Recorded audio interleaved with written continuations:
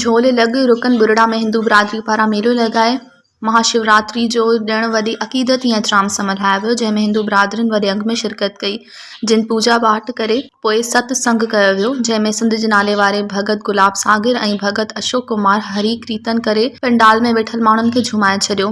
वकील प्रेमदास भील, शेवाराम आतमजोगी, डॉक्टर खमीस सोमल ऐं ॿियनि अवामी न्यूज़ सां ॻाल्हाईंदे चयो त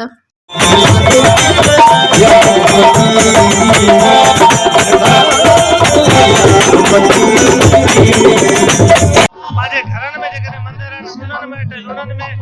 ऐं असां अॼोकी राति जेको आहे पंहिंजे प्यारे मुल्क पाकिस्तान जे लाइ, पंहिंजे प्यारे मुल्क पाकिस्तान जे ख़ुशहाली जे लाइ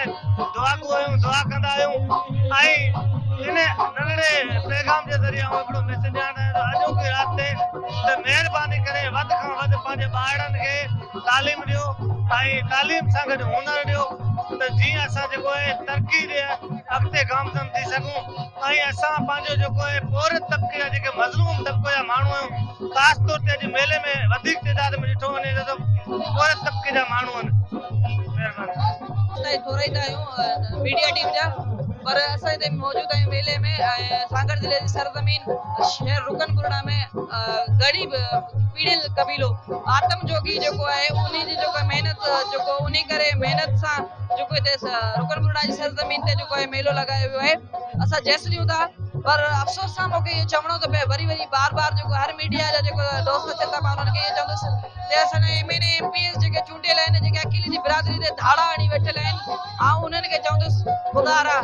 शर्म आहे, शर्म कयो। हिते कुझु फैसिलिटी मौजूदु न आहे, हिते आयल महिमान लाइ वॉशरूम न आहे त पेशाब किथे करे सघे थो। सो असां स्पेशली ख़ुदा खे पंहिंजो या त असांजे मंदरनि जी हिफ़ाज़त कयो, असांजे मंदरनि जा फंड आहिनि उहे पूरा मुकमल ॾिना वञनि, या त पोइ इहो सीटूं छॾियो त को खदड़ा विहारे छॾियोसि।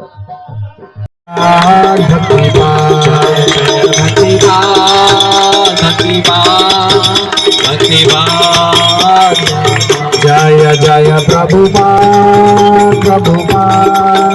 प्रभुपाद प्रभुपाद जय प्रभुपाद। हरि बोल हरि बोल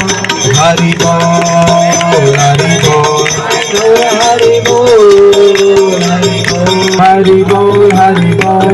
बोल हरि बोल हरि बोल हरि बोल हरि बोल। 2 मिनट के लिए